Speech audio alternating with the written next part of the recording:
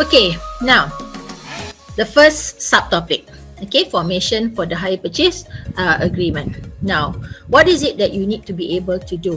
Now, as I mentioned just now, in order to form a hire purchase agreement, there are strict requirements that must be fulfilled under the Hire Purchase Act.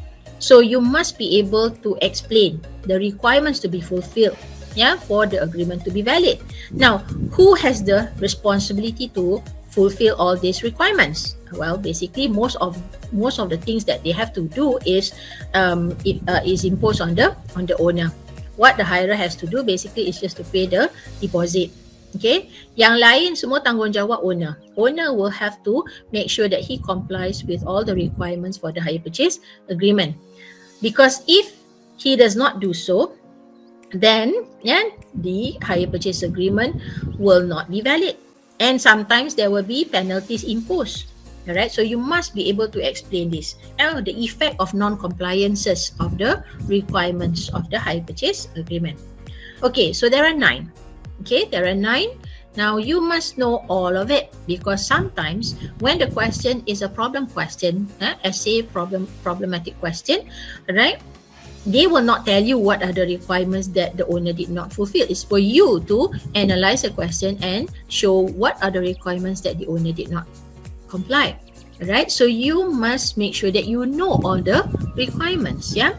Okay. So second schedule notice. Now don't get confused with the second schedule notice and the other notices for repossession. Basically, this is before. And before the hire purchase agreement is entered into, and the owner has to give the owner or the dealer has to give the second schedule notice to the hirer. What is the purpose of the second schedule notice? Basically is to inform the hirer, look, if you want to enter into hire purchase agreement, this is what you are responsible for. This is how much you have to pay in total. This is how much you have to pay for the installment. How many installments should there be? What is the interest rate, and so on and so forth. So basically, he has to serve the second schedule notice agreement, second schedule notice before entering into the hire purchase agreement. What happens if the owner doesn't do so? The agreement will be void. Now, agreement tak sign lagi ni. Tapi agreement dah boleh jadi tak sah because of second schedule notice tak diserahkan kepada the hirer. Okay. Then the agreement has to be in writing. You cannot have a verbal agreement. Unlike sale of goods. Sale of goods can be created verbally but not for hire purchase. It has to be in writing. What does in writing means? Basically, well, it has to be in a language, either in English or in Bahasa Malaysia. Alright, and it has to be legible. You must be able to see. It cannot be such a small small writing. Most often than not, now they have standardized agreements. Typewritten, semua dah siap. Cuma isikan aja details. Now, the agreement has to be signed by both the hirer as well as the owner. And before the agreement is signed, it has to be complete. The hirer cannot be asked to sign a blank agreement. Memang biasanya bank akan sediakan agreement yang siap dah siap bertype semua. Tapi mungkin kadang-kadang tak lengkapkan sebab standard agreement dia boleh tukarlah nama hirer, barangnya apa, okay, and installment dia berapa, and so on. Right? So before the hirer signs the agreement, it has to be complete. It has to be complete. He cannot be asked to sign an agreement which is not complete. Otherwise, the agreement will be void. Now, it has to be complete with what? With details. What kind of details? As I said just now, the price of the goods, the name of the hirer, who's the owner, alright, and installment berapa, how many installments in total, and how much you have to pay for each installments, and so on. Right?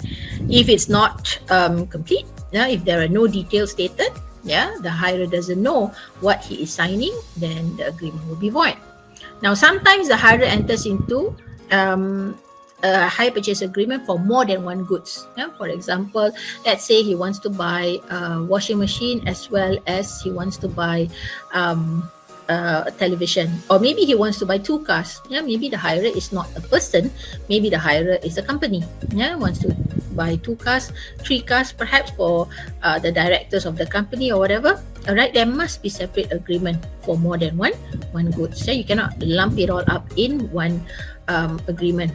Okay, so you must be careful when you read the questions. Alright, have a look at it. how many agreements have been signed, especially kalau dia kata dia pergi kedai, okay, dia beli ini, ada banyak barang, check whether there is only one agreement or not. Next, after the hirer has already signed the hire purchase agreement, the owner cannot simply change. He cannot alter, he cannot change the details of the agreement after the hirer has signed it unless he asks for the hirer's consent. Okay, dia tak boleh simply tukar. Oh, hirer dah sign, tak apa, kita tukar harga, tukar lain. Tak boleh. Okay, an agreement has to be served on the hirer and the guarantor. A copy of the agreement has to be served. Mesti diserahkan kepada hirer and guarantor. Kenapa? Ini adalah bukti. Okay, this is the agreement that you have signed untuk simpanan hirer dan guarantor. Alright, supaya dia tahu ini adalah tanggungjawab dia. Selagi agreement tak diserahkan kepada hirer, as long as the agreement has not been served on the hirer, the owner cannot ask the hirer to start paying the installment. Tak boleh. Dia kenalah serahkan kepada hirer dulu, barulah boleh mula suruh hirer start bayar installment. Alright. Now, usually there is a booking fee. When you go to a car dealer, for example, okay, sebelum you dapat kereta, katalah nak beli kereta baru. Sebelum dapat kereta tu, okay, kereta tu mungkin makan masa untuk dapat maybe 3 months ke. Alright, so you will have to pay a booking fee. Now, booking fee has been fixed at 1%, to be paid by the hirer after the second schedule notice is given.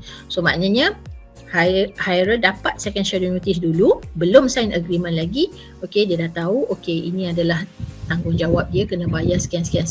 Okay, booking fee 1%.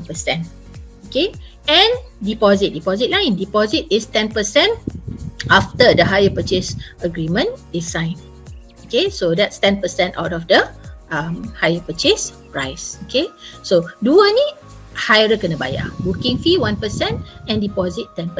Okay, kalau owner nak suruh bayar lebih daripada 10% deposit atau lebih daripada 1% booking fee, tak boleh. Okay, deposit tu kalau hirer sendiri yang nak, if the hirer is the one who wants to pay, therefore the deposit more than 10% is okay. Kalau dia sendiri yang nak, tapi dia tak boleh dipaksa bayar lebih daripada deposit 10%. Booking fee, owner tak boleh ask for more than 1% of the hire purchase price. Now, this has been amended in 2011. The Hire Purchase Act was amended in 2011. And because previously ada yang car dealers yang dia suruh bayar lebih daripada 1%, lepas tu bila hirer tak jadi, nak cancel ke, non-refundable, booking is non-refundable. No, under Hire Purchase Act sekarang, under section 30 clause 38, dia kata kalau hirer cancels the booking, the owner will have to return 90% out of the booking fee. Kalau hirer dah bayar RM1,000, dia kena pulangkan baliklah RM900. And because basically the owner cannot simply just burn saja booking, tak boleh.